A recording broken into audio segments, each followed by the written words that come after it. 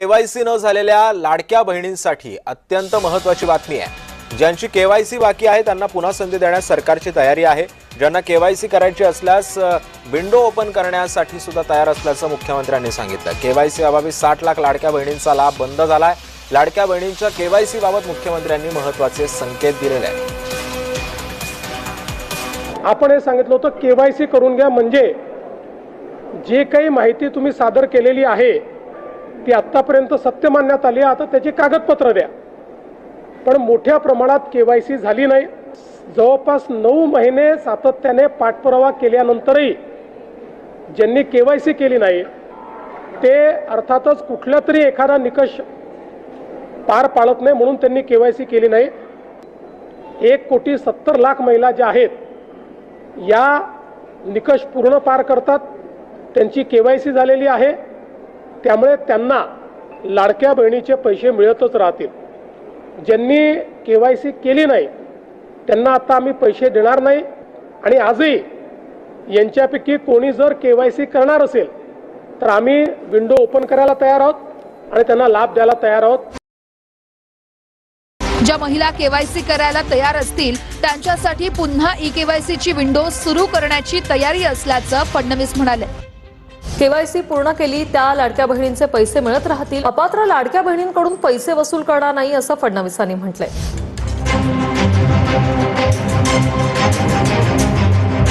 80 लाख लाडक्या बहिणी अपात्र ठरल्याच्या मुद्द्यावरून राजकारण पेटलंय।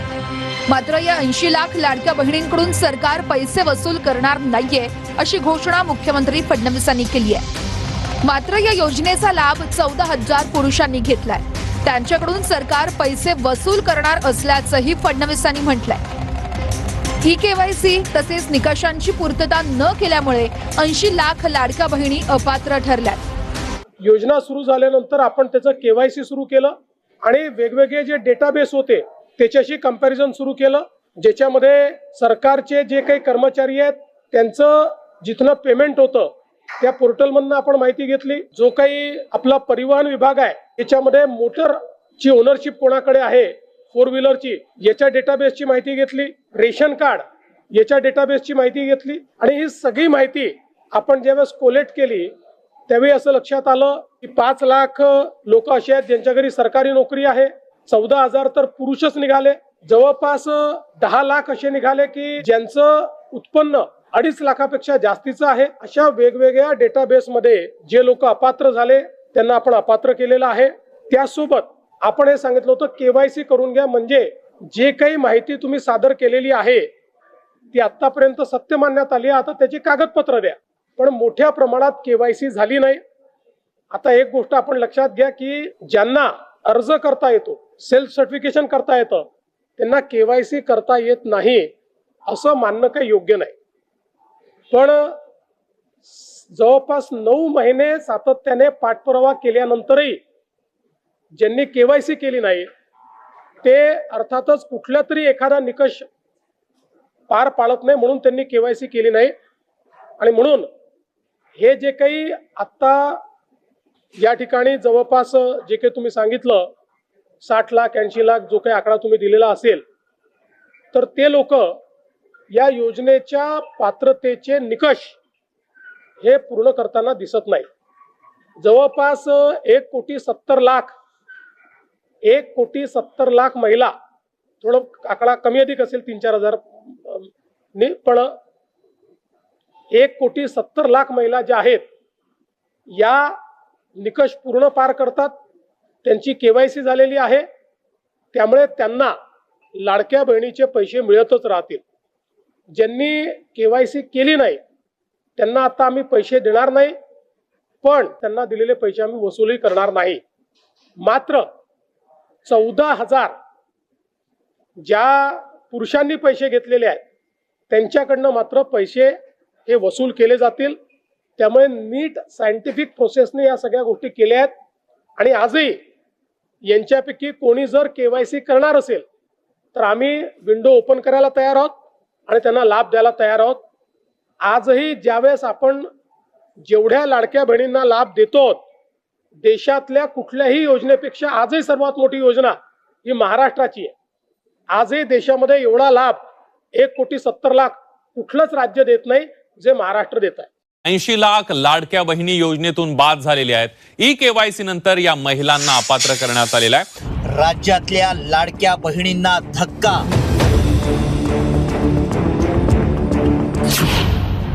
80 लाख लाडक्या बहिणी अपात्र. राज्याच्या निवडणुकांमध्ये गेम चेंजर ठरलेल्या लाडकी बहीण योजनेतील महिलांना मोठा धक्का बसलाय. ई-केवायसीच्या नावाखाली गाजलेल्या या योजनेला सरकारनं कात्री लावताच राज्यातील लाखो लाडक्या बहिणी योजनेतून बाहेर झाल्यात. त्यांचा मिळणारा लाभ आता बंद करण्यात आलाय. त्यामुळे ऐन महागाईच्या काळात लाडक्या बहिणींना आर्थिक फटका बसलाय. केवायसी मुळेच नाही तर त्यामध्ये अनेक कारणं आहेत असं स्पष्टीकरण मंत्री अदिती तटकरेंनी दिलंय. काय म्हणतात तटकरे, काय स्पष्टीकरण दिलंय तटकरेंनी, आपण ऐकूया. काही आमच्याकडे ज्या लाभार्थी महिला आहेत यांनी विनंती केलेली आहे की त्यांनी ई-केवायसी करून सुद्धा त्यांना लाभ हा बंद झालेला आहे. आम्ही त्याची फेर तपासणी करत आहोत जेणेकरून कुठलीही महिला जिने ई-केवायसी केलेली असेल ती लाभापासून वंचित राहता कामा नये. या योजनेमध्ये काही अर्ज जे आहेत ते बाद झालेले पाहायला मिळत आहेत. जवळपास अशी संख्या आहे. अर्ज बाद झालेले नाही आहेत. खरं तर महायुतीची एक सर्वात महत्त्वाकांक्षी योजना म्हणजे मुख्यमंत्री माझी लाडकी बहीण योजना आहे. याची ई-केवायसीची प्रक्रिया ही साधारणपणे गेल्या वर्षी ऑगस्ट महिन्यामध्ये सुरू झाली होती आणि त्याला पहिल्या सुरुवातीच्या ह्याच्यामध्ये जवळपास 3 महिन्याचा कालावधी देण्यात आला होता. मग वाढवून आणखीन 2 महिने दिला, आणखीन 2 महिने त्याच्यामध्ये वाढ झाली आणि असा 8-10 महिन्यांचा कालावधी हा ई-केवायसीसाठी दिला होता. आणि ही ई-केवायसी प्रक्रिया ही फक्त ह्या लाडकी बहीण योजनेमध्ये नाही आहे, तर ज्या ज्या राज्याच्या डायरेक्ट बँक ट्रान्सफरच्या योजना आहेत म्हणजे DBTच्या योजना आहेत ह्या सगळ्यांमध्ये ई-केवायसी प्रक्रिया केली जात असते. आणि हा जो 80 लाखाचा आकडा आहे हा फक्त ई-केवायसीचा नाही.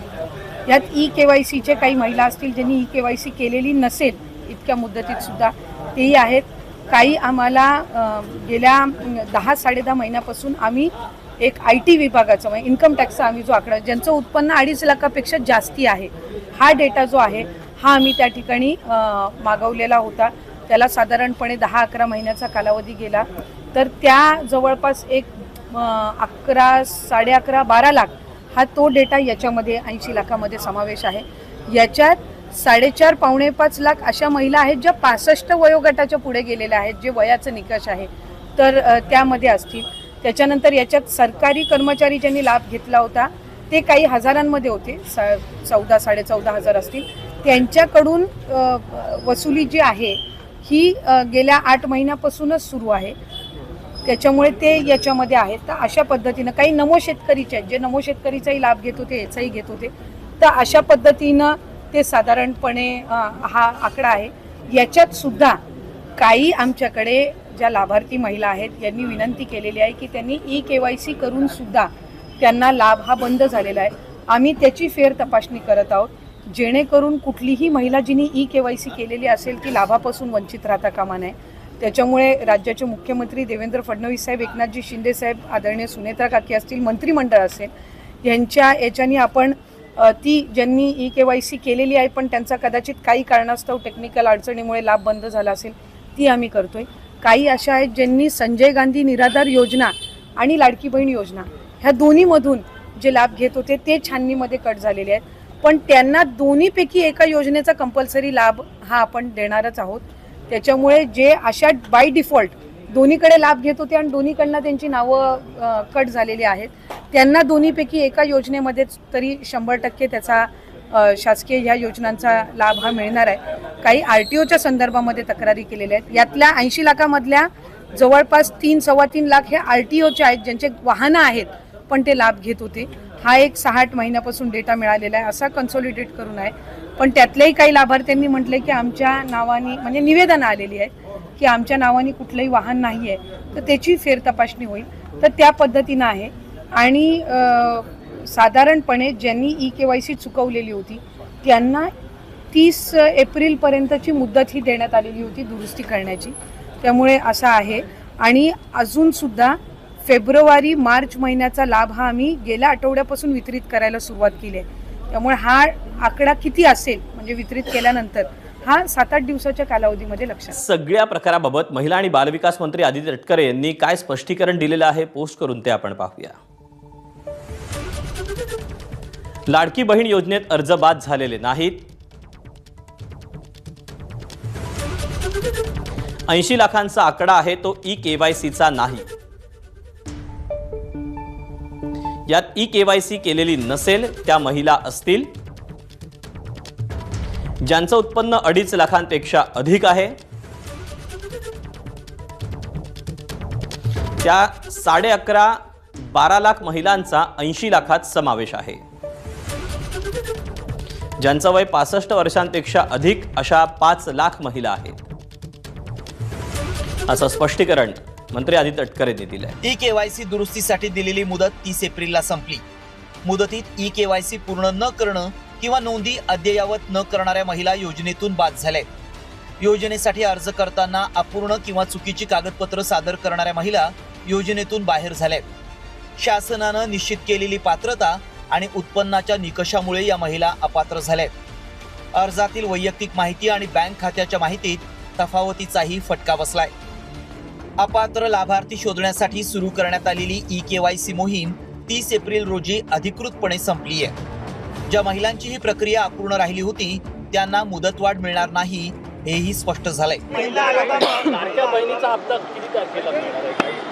लवकरच लाडक्या बहिणीचा मे महिन्याचा हप्ता हा लाडक्या बहिणींच्या थेट खात्यामध्ये वितरित केला जाईल. मला आपल्या माध्यमातून सर्व लाडक्या बहिणींना या ठिकाणी आश्वासित करायचे आहे की महायुतीच्या सरकारची ही जी लाडकी बहीणची योजना आहे अशाच पद्धतीने ती यशस्वीरित्या चालू राहणार आहे.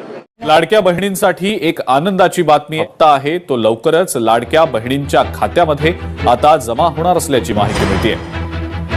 लाडक्या बहिणींसाठी ही खरं तर खुश खबरच म्हणावी लागेल. तो हप्ता आहे तो आता लाडक्या बहिणींच्या खात्यामध्ये लवकरच सरकारकडून जमा केला जाणार आहे.